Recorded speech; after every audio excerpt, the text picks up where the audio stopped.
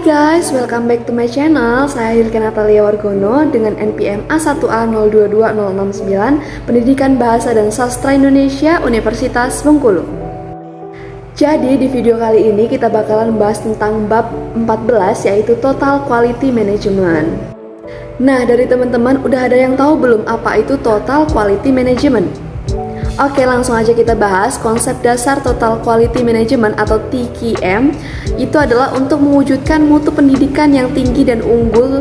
Lembaga pendidikan harus menerapkan dan melaksanakan Total Quality Management atau Manajemen Mutu Terpadu (MMT). Selanjutnya adalah pengertian dari Total Quality Management atau TQM. Menurut Nasution pada tahun 2000, TQM merupakan suatu pendekatan dalam menjalankan usaha yang mencoba untuk memaksimalkan daya saing organisasi melalui perbaikan terus-menerus atas produk, jasa, tenaga kerja, lingkungan, dan proses. Goetz dan Davis mengemukakan bahwa Total Quality Management ini dapat ditinjau dari dua aspek. Total Quality Management ini menyangkut cara pencapaiannya dan berkaitan dengan lingkungannya serta dengan 10 karakteristik, yaitu adalah berfokus pada pelanggan internal dan eksternal, kemudian terobsesi tinggi pada kualitas, terus menggunakan pendekatan ilmiah, kemudian memiliki komitmen jarak panjang, kerjasama tim, menyempurnakan kualitas secara kesinambungan, menerapkan kebebasan yang terkendali, memiliki kesatuan tujuan, kemudian melibatkan dan memberdayakan karyawan. Nah, dan selanjutnya adalah pemikir-pemikir Total Quality Management. Ada 4 pakar yang memikirkan Total Quality Management ini adalah W. Edward Deming pada tahun 1990 sampai 1993, kemudian G. M. Juran pada tahun 1904 dan 2 sampai tahun 2008, wah sangat lama. Kemudian Armand V. Feigenbaum pada tahun 1992, kemudian Philip B. Cosby yaitu pada tahun 1926 sampai pada tahun 2001. Next adalah implementasi Total Quality Management atau TQM di lembaga pendidikan. Beranjak dari hal tersebut, Zahra pada tahun 2013 ada beberapa hal yang harus diperhatikan dalam implementasi Total Quality Management atau TQM dalam lembaga pendidikan, yaitu sebagai berikut. Yang pertama adalah adanya perbaikan secara terus-menerus atau continuous improvement. Kemudian adanya standar mutu, kemudian adanya perubahan budaya dan kultur atau change of culture, kemudian adanya perubahan organisasi, kemudian yang terakhir adalah adanya usaha untuk mempertahankan hubungan baik dengan pelanggan. Next adalah faktor yang mempengaruhi implementasi kurikulum dalam TQM, yaitu leadership, budaya kerja, kemudian aturan organisasi, kemudian sistem reward, kemudian recruitment and pelatihan. Oke, selanjutnya adalah pilar Total Quality Management atau TQM. Ada 5 pilar keberhasilan TQM ini, yaitu adalah semuanya berkesinambungan, yaitu ada proses, produk, organisasi, pemimpin, dan komitmen. Semua saling berhubungan dan berkesinambungan. Nah, kalau itu tadi adalah 5 pilar keberhasilan dari Total Quality Management. Selanjutnya adalah hambatan implementasi Total Quality Management atau TQM di lembaga pendidikan.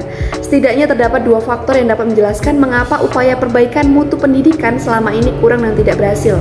Menurut Zahra pada tahun 2013 adalah sebagai berikut. Yang pertama adalah strategi pembangunan lebih bersifat input oriented.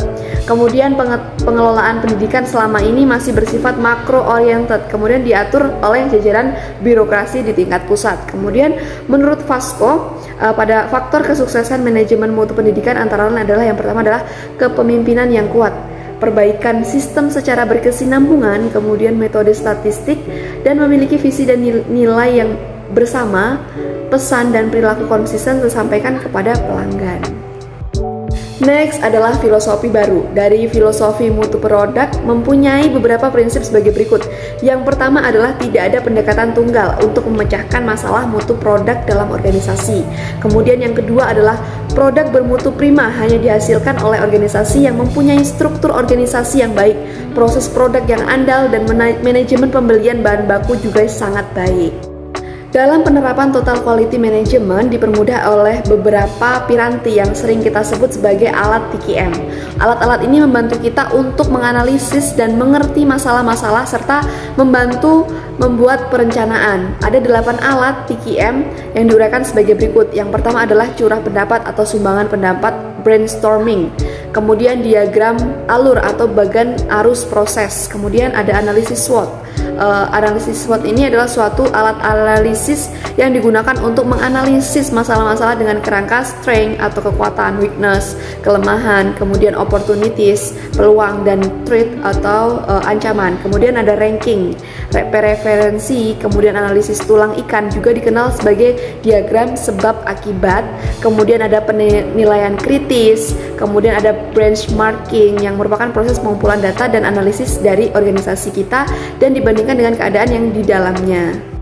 Dan yang terakhir adalah diagram analisa medan jaya, yaitu bidang kekuatan, merupakan suatu alat analisa yang dapat digunakan antara lain untuk mengidentifikasi berbagai kendala dalam pencapaian suatu sasaran dan mengidentifikasi berbagai sebab yang mungkin serta pemecahan dari suatu masalah atau peluang. Oke, finally materi kita sampai di sini dulu. Jangan lupa like, comment, and subscribe. Dan terima kasih buat teman-teman yang udah nonton video ini dari awal sampai akhir. Jangan lupa share untuk ke teman-teman kalian supaya teman-teman kalian juga tahu tentang materi ini. Kita dapat belajar bersama. Saya Hilke Natalia pamit undur diri. See you the next video. Bye bye.